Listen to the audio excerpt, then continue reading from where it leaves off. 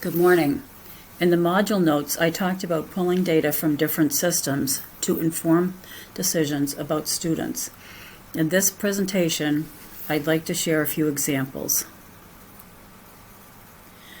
This video talks about using data analytics for differentiated instruction, personalized learning, and individualized learning. Rather than just guessing what might help the student, the metadata from the standardized testing can pinpoint exactly where the student is struggling.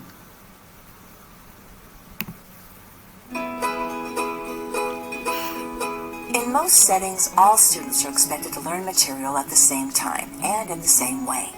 Many find themselves either ahead or behind others, and learning outcomes suffer, particularly for students who need extra time to master the material. Flipped courses, competency-based education, and online and hybrid classes are changing the way we think about learning. Flexibility in delivery creates opportunities with learning that adapts to the needs of each student. Combining new learning models with digital courseware, integrated planning and advising for student success, and analytics can create a learning ecosystem that tailors support to individual students. For example, an e-textbook could share data with a learning management system about the number of pages read, time spent on each page, notes made, or number of times a video was watched. An analytics tool could evaluate those data for patterns associated with engagement, achievement, and course success. The tool could trigger alerts to students and faculty when problems arise. An adaptive learning system could adjust learning content on the fly, based on data from an online quizzing tool that shows each student's mastery of the material. Prior learning assessment credits skills and knowledge individuals have when they enter a course. In a competency-based program, students move to the next unit as soon as they demonstrate mastery of the specified learning objectives.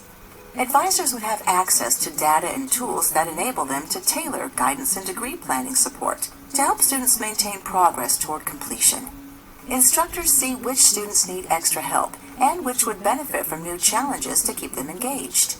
This integration of tools and systems facilitates the kind of personalized learning that can improve learning outcomes, boost student confidence and accountability, and increase rates of retention and, ultimately, degree completion.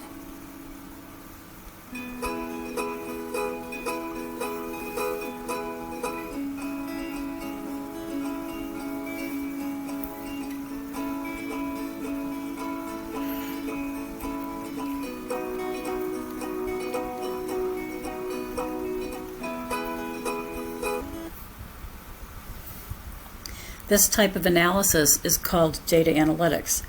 Taking it a step further, it is also possible to use this data to predict student performance based on past performance and interventions. This is called predictive analytics. In most school districts across the nation, there is a lot of data. However, usually there is not a clear theory of action and assessment framework to explain when, how, or which assessments should be used to best drive appropriate instructional decisions. I think we all know that students take a lot of tests, but how much of that testing really is used to help determine whether you need to reteach or expand on something or break it down further for a student? I was fortunate enough to work on a project funded by the Michael and Susan Dell Foundation, in which we explored the use of an operational data store to house student demographics as well as multiple test scores, including formative, interim, and student assessment.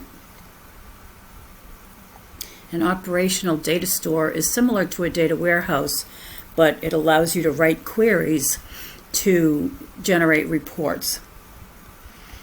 These scores had the metadata needed to identify the standards assessed and indicate where the student was struggling against any meaningful demographic data.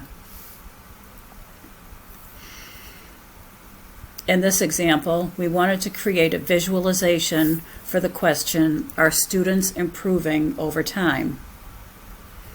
Looking deeper into the results, we thought we could identify trends indicating where additional professional development was needed or where some standards may have been missed in the instructional time.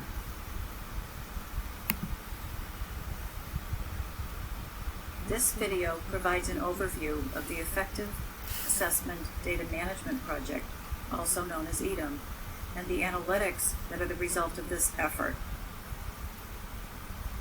The EDLE project is funded by the Michael and Susan Dell Foundation to examine district practices around assessment strategy and data governance. In most school districts around the nation, there is an overwhelming array of assessment data available. However, in most cases, there is not a clear theory of action and assessment framework to explain when, how, or which assessments should be used to best drive appropriate instructional practices.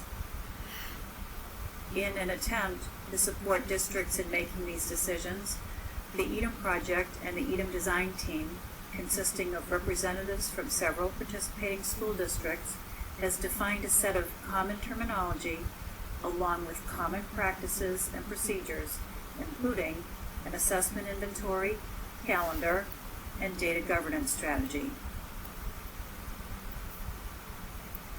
Building on the context they had created, the EDLE design team developed a set of essential questions that could be answered with assessment data. The first essential question or use case is, how can we show whether students are improving over time? For the purpose of development, we chose to look at mathematics at the middle school level. The assessments are FSA Math, STAR Math, and IXL. STAR Math is used as a benchmark assessment and is administered 3 times a year.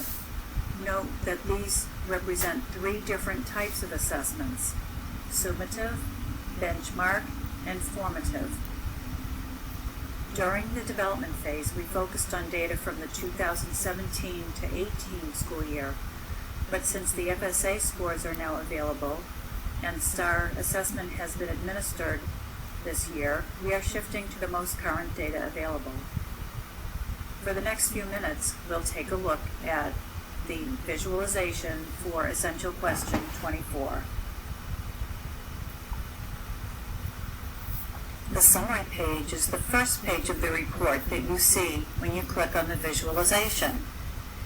There are 3 charts across the top designating are students improving over time, student distribution by performance level, and the STAR Math national percentile by rank. The data supporting these is at the bottom, and there are filters at the top that you can select or deselect to narrow down the data that you're looking at.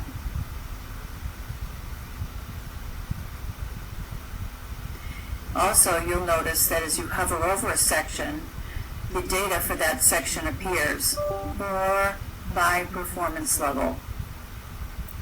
Click on the bar and you will see the narrowed down selection of the data. Let's drill down and take a look at the stable group.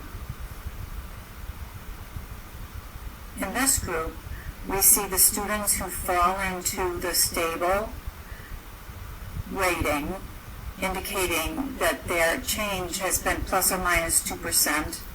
These students, you can see the score out of possible score for each of the domains.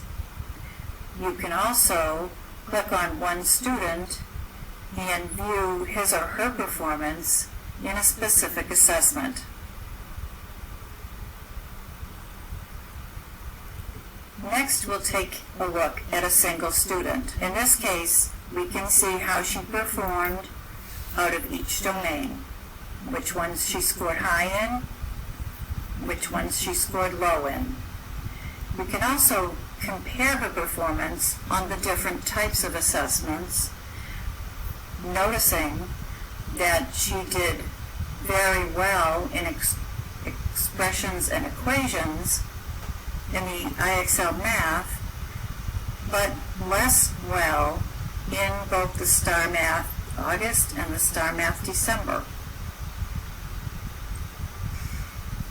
Now that we have finished with the proof of concept, the group is working on bringing EQ24 into production in interested school districts and developing visualizations for additional essential questions. Thank you for joining me this morning. I hope you have enjoyed this video and found it helpful. If you have any questions, please feel free to email me.